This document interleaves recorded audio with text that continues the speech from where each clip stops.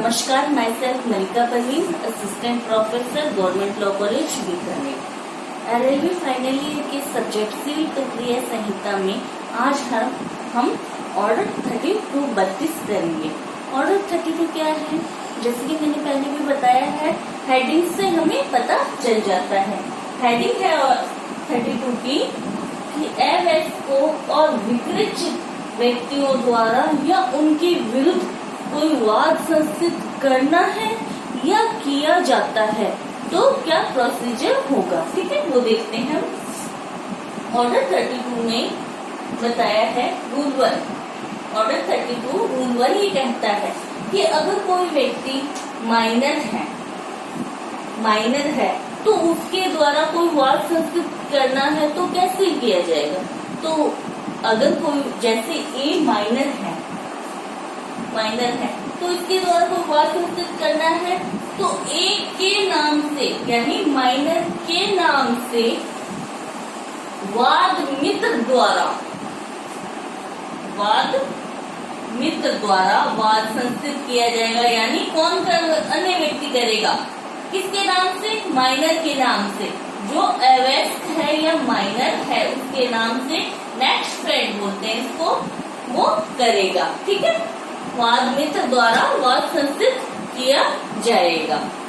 तो अब स्पष्टीकरण एक्सप्लेनेशन बताया है, स्पष्टीकरण बताया है रूल 1 में कि माइनर कौन माना जाएगा, अवयस्क कौन व्यक्ति माना जाएगा। तो माइनर वो व्यक्ति माना जाएगा जिसने भारतीय वयस्कता अधिनियम 1875 की धारा 3 के तहत वयस्कता प्राप्त नहीं की है।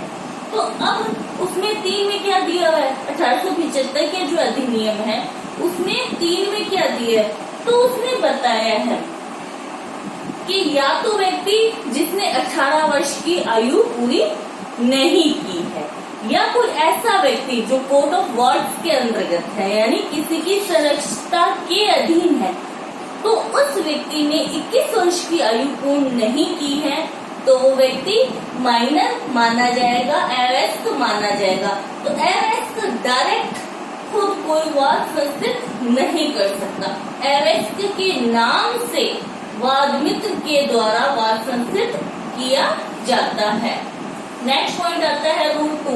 रूल 2 कहता है कि अगर कोई वाद माइनर के द्वारा फाइल किया जाना है और उसने वाद मित्र नहीं बनाया, वो वाद मित्र के बिना ही उस माइनर व्यक्ति ने वाद लगा दिया न्यायालय में, तो उसका वाद खारिज नहीं होगा, वाद पत्र फाइल से निकाल दिया जाएगा।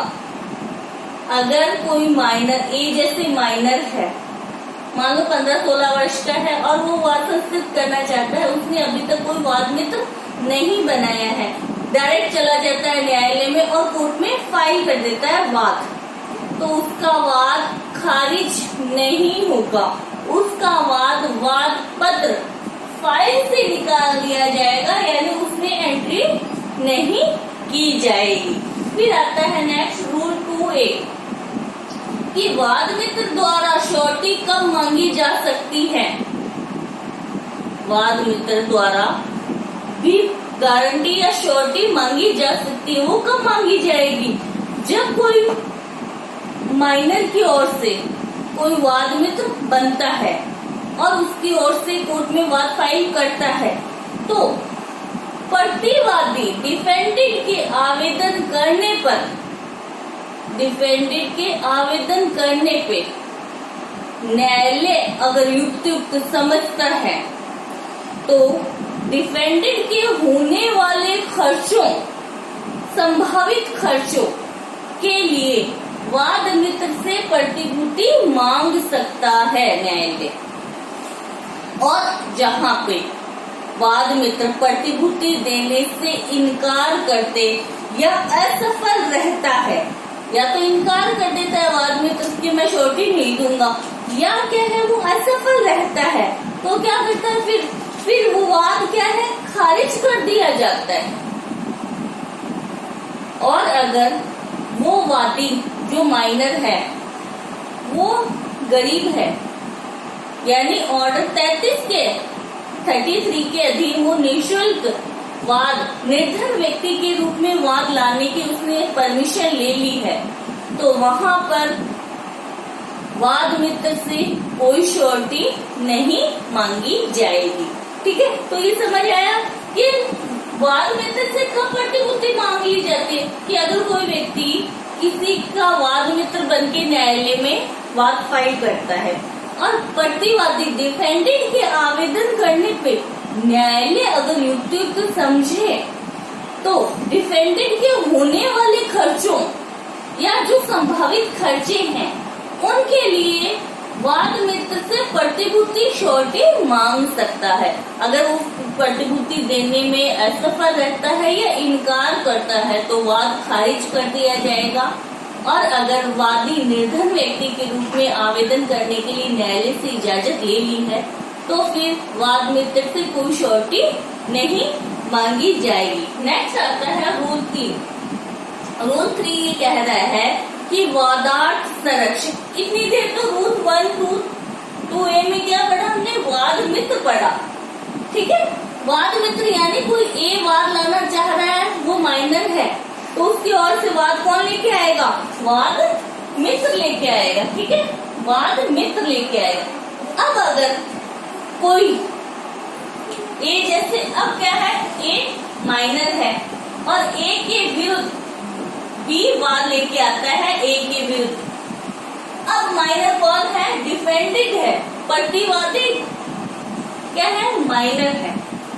तो अब वो तो क्या है, अपना बचाव कर नहीं सकता, माइनर है, तो क्या करता है? न्यायालय को समाधान हो जाता है। न्यायालय को यानी न्यायालय को लगता है कि ये व्यक्ति माइनर है और इसके द्वारा कोई वादार्थ संरक्षक नियुक्त नहीं किया गया, यानी इसकी ओर से वाद में प्रतिरक्षा करने वाला कोई व्यक्ति नहीं है, तो न्यायालय वहां पर वादार्थ संरक्षक अपॉइंट कर देती है। या वादी द्वारा आवेदन किए जाने पर, या तो न्यायालय स्वयं समाधान होने पर क्या है, वादार्थ संरक्षक अपॉइंट कर देती है, या वादी द्वारा, प्लेंटिफ द्वारा आवेदन किए जाने पे जो डिफेंडेड माइनर है उसके लिए वादार्थ संरक्षक नियुक्त किया जा सकता है। तो जिस व्यक्ति को वादार्थ संरक्षक नियुक्त करने के लिए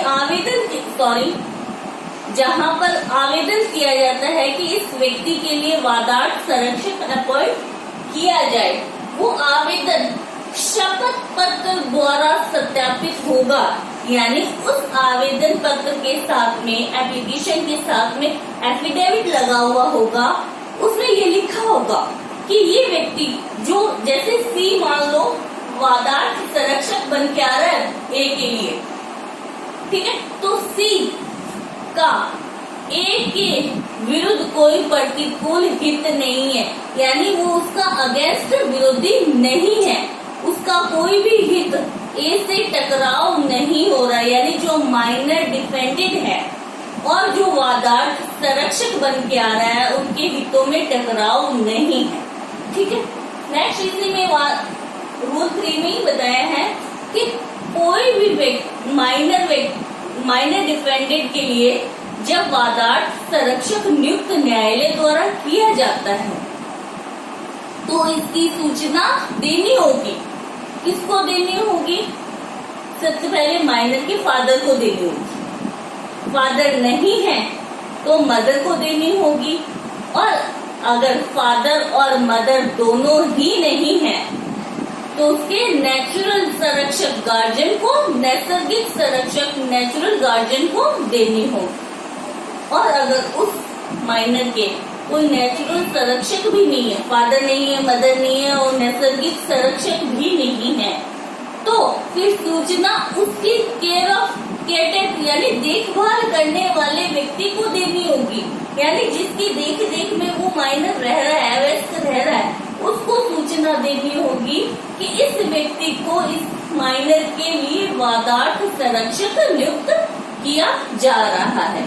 और अगर जिसको सूचना दी है उसे कोई ऑब्जेक्शन होता है तो उस ऑब्जेक्शन पर न्यायालय सुनवाई करता है, सुनवाई का मौका दिया जाता है। ठीक है, नेक्स्ट आता है रूल 3A कि अरेस्ट के विरुद्ध पारित डिग्री को अपात्र यानी सेट असाइड नहीं किया जाएगा।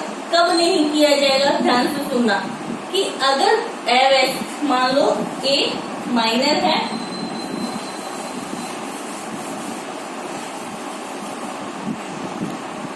ए माइनर है और इसके विरुद्ध आ गई डिग्री पारित हो गई इसके विरुद्ध। अब कोई व्यक्ति आके कहता है कि अरेस्ट यानी ए का जो वादार्थ संरक्षक था बी, उसका हित, उसका इंटरेस्ट ए के प्रतिकूल था। अगर मान लो कोई ए का वादार्थ संरक्षक बना जैसे बी बना, अगर ए और बी के हितों में टकराव होता है तो ये कोई आधार नहीं है ए के विरुद्ध पारित डिग्री को अपात्र करने का। यानी इस आधार पे ये आधार नहीं कि जो पहले वादार्थ संरक्षक बनाया गया था अब उसका हित ए के प्रतिकूल है, एडवर्स है, तो ये कोई आधार नहीं है कि ए के विरुद्ध पारित डिग्री को सेट असाइड करने का आधार नहीं है। कब की जा सकती है सेट असाइड कि बी प्रतिकूल हित रखता था जिसके कारण माइनर अरेस्ट के हितों पर प्रतिकूल प्रभाव पड़ा है, यानी हित रखता था तब वो नहीं होगा। लेकिन अगर वो एडवर्स हित रखता था, विरोधी हित रखता था और उससे माइनर के हित इफेक्टेड हुए हैं, प्रभावित हुए हैं, तो फिर उस डिग्री को अपात्र किया जा सकता है, सेट असाइड किया जा सकता है। नेक्स्ट आता है कि वाद मित्र या वादार्थ संरक्षक कब किसको बनाया जा सकता है, यानी उनकी योग्यता क्या होनी चाहिए। किस व्यक्ति को वाद मित्र बनाया जा सकता है या किस व्यक्ति को वादार्थ संरक्षक बनाया जा सकता है। सबसे पहले देखते हैं वाद मित्र। वाद मित्र किसको बनाया जा सकता है, योग्यता है या उसकी क्वालिफिकेशन क्या क्या होनी चाहिए, दोनों ही आती है वाद मित्र और वादार्थ संरक्षक में। वाद मित्र कब अपॉइंट किया जाएगा, फर्स्ट वादी द्वारा आवेदन किए जाने, वादी द्वारा आवेदन किए जाने पर न्यायालय किसी व्यक्ति को वाद मित्र बना सकता है। वो क्या होना चाहिए, वयस्क होना चाहिए, मेजर होना चाहिए यानी और स्वचित होना चाहिए, साउंड माइंड होना चाहिए। इसके साथ में अपोजिट पार्टी नहीं होना चाहिए, वयस्क होना चाहिए, स्वचित होना चाहिए, अपोजिट पार्टी विरोधी पक्ष का नहीं होना चाहिए। फोर्थ आता है उसके हित अरेस्ट के हित के प्रतिकूल नहीं होने चाहिए, adverse of that of minor यानी उसके इंटरेस्ट माइनर के एडवर्स नहीं होने चाहिए। ये सारी योग्यता किसी व्यक्ति में होगी तो ही उसे वाद मित्र या वादार्थ संरक्षक अपॉइंट किया जा सकता है। और जिसको भी वाद मित्र या वादार्थ संरक्षक बनाया जाता है उसकी लिखित सहमति लेनी अनिवार्य है। ठीक है, और अगर वादार्थ संरक्षक के लिए कोई प्रतिवादी होता है, डिफेंडेंट होता है, उसकी ओर से कोई भी व्यक्ति वादार्थ संरक्षक बनने के लिए एग्री नहीं है, रजामंद नहीं है, तो न्यायालय अपने ही अधिकारियों में से किसी एक अधिकारी को उस माइनर डिफेंडेंट के लिए वादार्थ संरक्षक अपॉइंट कर देता है और वो वादार्थ संरक्षक ऐसे कार्य करेगा कि वो उसका वादार्थ गार्जियन की तरह उसका कार्य करेगा वादार्थ संरक्षक। अब वादार्थ संरक्षक के रूप में जो अधिकारी कार्य कर रहा है उसको जो पारिश्रमिक मिलना है वो किसके द्वारा दिया जाएगा, वो वादार्थ संरक्षक की प्रतिवादी है उसकी संपत्ति में से दिया जाएगा। नेक्स्ट आता है रूल 5, प्रतिनिधित्व करना। ऑर्डर 32 रूल 10 की कार्रवाई को छोड़कर, ऑर्डर 32 रूल 10 की कार्रवाई को छोड़कर हर आवेदन वाद मित्र या वादार्थ संरक्षक के द्वारा ही किया जाएगा। यानी वादी है तो उसका प्रतिनिधित्व वाद मित्र द्वारा किया जाएगा, और अगर प्रतिवादी माइनर है तो उसका प्रतिनिधित्व वादार्थ संरक्षक की ओर से किया जाएगा। ठीक है, नेक्स्ट पढ़ते हैं रूल 6। रूल 6 ये कह रहा है कि वाद मित्र या वादार्थ संरक्षक अवयस्क की ओर से यानी माइनर की ओर से कोई भी संपत्ति धारित नहीं कर सकते। कब नहीं कर सकते? वाद चल रहा है, वाद चलने के दौरान यानी वाद पेंडिंग है और उस दौरान कोई भी वाद मित्र या वादार्थ संरक्षक समझौते के तौर पर, समझौते यानी एग्रीमेंट के तौर पर अवयस्क की ओर से माइनर की ओर से कोई संपत्ति धारित नहीं कर सकते। नेक्स्ट आता है कि अवयस्क एक, ये तो वाद चलने के दौरान था। नेक्स्ट वन आता है वाद समाप्त हो गया, डिग्री या आदेश, न्यायालय ने कोई डिग्री कर दी या कोई आदेश दे दिया, उसके अधीन भी कोई भी वाद मित्र या वादार्थ संरक्षक माइनर की ओर से कोई संपत्ति धारित नहीं कर सकते। ये तो नहीं कर सकते। कब कर सकते हैं? जब न्यायालय उन्हें अनुमति दे देता है, न्यायालय उन्हें इजाजत दे देता है कि हाँ आप माइनर की ओर से संपत्ति धारित कर सकते हो। लेकिन ये जो परमिशन न्यायालय द्वारा दी जाती है, देने से पहले यानी परमिशन देने से पहले न्यायालय उस वाद मित्र या वादार्थ संरक्षक से कहेगा इसके लिए श्योरिटी तो दो, पहले इसके लिए प्रतिभूति दो कि आप अवयस्क की ओर से संपत्ति धारित कर सकते हो या आपका हित अवयस्क के हितों के प्रतिकूल एडवर्स नहीं है। न्यायालय प्रतिभूति लेता है और प्रतिभूति लेने के बाद में परमिशन देता है कि आप माइनर की ओर से संपत्ति को धारित कर सकते हो। नेक्स्ट नोट आता है ये कब न्यायालय से परमिशन लेने की आवश्यकता नहीं होती। सॉरी, परमिशन तो न्यायालय से लेनी ही होगी। ठीक है, कब श्योरिटी देने की आवश्यकता नहीं होती। दो अपवाद है इसके।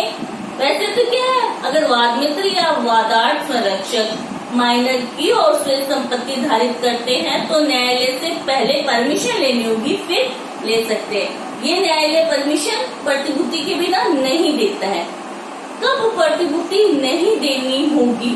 फर्स्ट अपवाद आता है इसका, अगर हिंदू संयुक्त फैमिली कुटुंब, हिंदू जॉइंट फैमिली है, हिंदू जॉइंट फैमिली का कोई कर्ता है यानी मेन मुख्य कर्ता जो व्यक्ति होता है उसकी ओर से अगर माइनर की ओर से वो कर्ता संपत्ति धारित करता है न्यायालय की परमिशन लेके, तो उसे श्योरिटी देने की, गारंटी देने की आवश्यकता नहीं होती। नेक्स्ट आता है अगर माइनर के मदर या फादर माइनर की ओर से संपत्ति धारित करते हैं तो उन्हें भी श्योरिटी या प्रतिभूति देने की आवश्यकता नहीं होती है। नेक्स्ट आता है समझौता।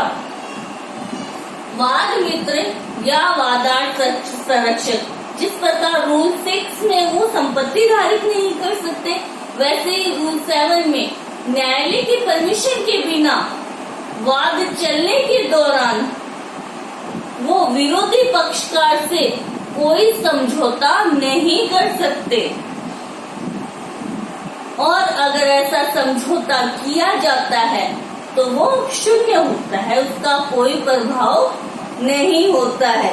लेकिन वाद मित्र या वादार्थ संरक्षक न्यायालय को ये समाधान करा दे कि ऐसा समझौता किया जाना माइनर अवयस्क के हितों के लिए लाभदायक है या उसके हित में है, तो फिर न्यायालय परमिशन देता है तो ही वाद मित्र और वादार्थ संरक्षक माइनर की ओर से कोई वाद में समझौता कर सकते हैं।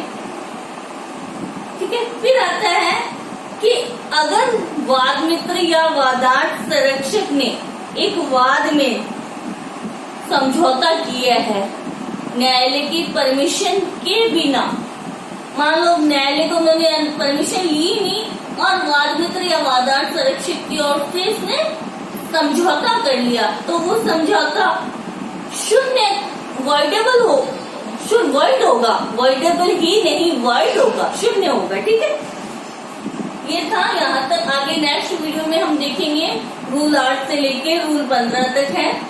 रूल 15 तक पढ़ेंगे अपन, सॉरी 16 तक पढ़ेंगे कि आगे क्या कार्रवाई करनी। Thank you so much.